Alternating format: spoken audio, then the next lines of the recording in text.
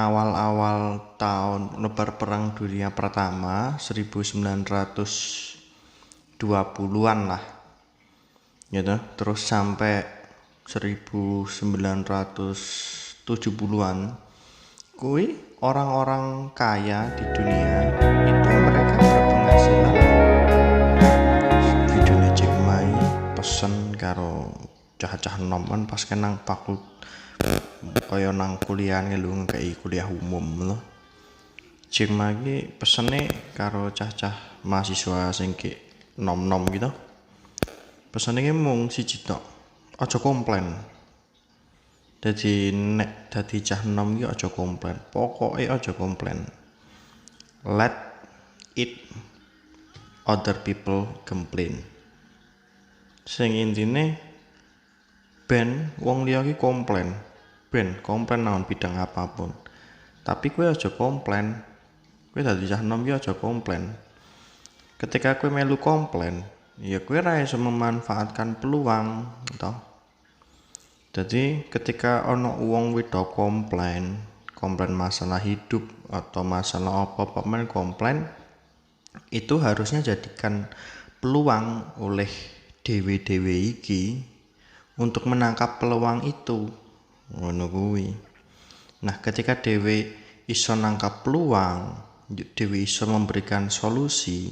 Nah, kuwi dewe iso oleh feedback macam-macam, iso berupa trust, iso berupa money, cuan, duit, atau berupa apa, penghargaan, achievement.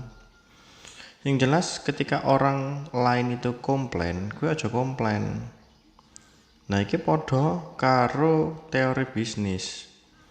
Pertama kali kowe pengin gawe usaha, pengin gawe bisnis, kuwi sing perlu dipersiapkan ki udu modale sing gedhe, udu modale sing siap, tapi peluang. Seberapa kowe iso menyiapkan peluang di awal kowe membuka bisnis ngono lho. Karena peluang itu nantinya yang akan jadi fundamental kowe berbisnis ngono. Ketika kowe ora iso nyekel peluang sing jelas, ya ta, sing tepat, ya kuwi engko berpengaruh juga terhadap bisnismu. Pertama ki peluang. Karena ketika dewe ngomong ke peluang, dewe ngomong ke orang lain, dewe ngomong ke pasar. Ngono kuwi. Nah, setelah kita naon bisnis ya, ketika dewe kuwi wis iso nangkap peluang, barulah kita memformulakan produk. Iso produk barang, iso produk jasa, yang mana nanti produk barang dan jasanya itu kompatibel dengan kebutuhan pasar, dengan permasalahan market. Ngono kuwi. Pertama sing dhewe siapke adalah itu. Dimana kita punya solusi untuk sebuah masalah. Nah, kan bisnis ngono kuwi. Hidupnya bisnis itu di situ. Ketika kowe duwe produk atau jasa sing bagus tapi itu tidak kompatibel dengan kebutuhan dari orang lain atau kebutuhan market, ya produk bisnismu ora jalan ngono kuwi kan. Jadi mulai sekarang nek kowe pengin gawe usaha, sik dipacu delok itu, sik dilihat itu peluangnya dulu. Pokoknya fokus nang peluang. Baru kamu menciptakan produknya, menciptakan solusine. Urutane ngono. Barulah kowe mikir ke modal, mikir ke fasilitas penunjang dan lain sebagainya. Tapi yang paling utama ya peluang. Jangan sampai kowe ora iso ndelok peluang nek kowe pengin bisnis. Ngono kuwi. Awal-awal lagi gitu. Contohnya ngene. Di era awal-awal tahun Perang Dunia Pertama 1920-an lah gitu, terus sampai 1970-an kuwi orang-orang kaya di dunia itu mereka berpenghasilan karena bisnisnya itu di bidang energi. entah itu minyak, entah itu batu bara, kan gitu. Di sektoral energi, karena di tahun-tahun tersebut industri ini berkembang-kembang itu di era itu, sehingga membutuhkan banyak sekali energi. Nah, sing menang sopo? Ya sing menang sing usaha nang bagian energi, karena energi menjadi satu masalah besar dunia, ya.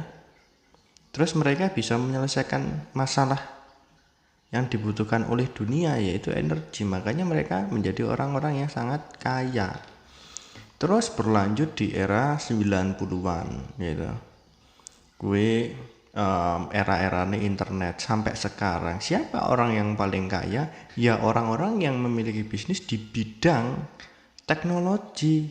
Karena memang teknologi itu di era-era 90-an awal, terus 2000-an awal, terus hingga sekarang itu memang sangat menyelesaikan masalah banyak orang, sehingga ya mereka menjadi orang nomor kaya, orang nomor 1, 2, 3, 4, 5 terkaya itu rata-rata diisi oleh orang-orang yang memiliki bisnis di bidang teknologi. Bener loh.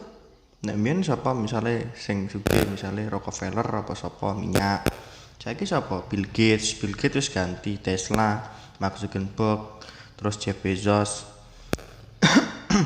Jadi ketika kita mau memulai bisnis, ya pertama kali lihatnya itu peluang itu apa sih, masalah terbesar itu apa toh, ya masalah terbesarnya apa, terus kita mencoba untuk memberikan solusi, dan solusinya itu harus benar-benar tepat untuk kebutuhan masyarakat. Contoh YouTube, ya kan. YouTube kan menjadi salah satu referensi kan, ketika orang itu bosan nonton TV. Kita kan pada bahasanya nonton TV kan raiso dipindah sak penake dhewe. Ketika dhewe nonton YouTube, dhewe iso skip iklan, iso nonton sing dhewe pingin nonton. Makanya YouTube itu jadi booming kan. Karena apa? Alasannya bukan karena canggihnya, bukan karena produk YouTube-nya, bukan. Karena pendiri YouTube itu tahu masalah yang dihadapi di bidang media itu apa, kebebasan gitu loh. Sehingga dia menawarkan suatu produk yang memiliki kebebasan bagi penontonnya gitu loh. Mereka bisa memilih sendiri apa yang ingin mereka tonton. Makanya YouTube jadi platform yang besar, sehingga dia itu bikin perusahaan-perusahaan TV itu atau media-media konvensional itu merasa ketar-ketir dengan adanya YouTube ini, karena memang YouTube ini salah satu terobosan untuk menyelesaikan masalah gitu. Jadi kalau kedepannya ketika saya dan Anda itu ingin memulai usaha, ya ayo mari kita cari itu apa sih masalah yang akan timbul, atau masalah yang dihadapi benar-benar hari ini dan di kemudian hari itu apa, sehingga kita bisa berjalan lebih cepat menawarkan produk solusi yang nantinya moga-moga bisa menjadi bisnis yang sangat bagus gitu. Mungkin aku ngobrol di bengi to. Yo ngono kuwi lah. Celotehan cilik, yo sharing sa isoku toh. Ngobrol ki ngono-ngono kuwi soalnya asik. Kadang sing ngono kuwi dhewe iki pancen secara teori kuwi ra ono bukune ning dhewe iso ngamati kan. Pengetahuan sing asik nek menurutku. Wis, bar iki bareng-bareng golek apa sing dadi masalah, goleki bareng-bareng.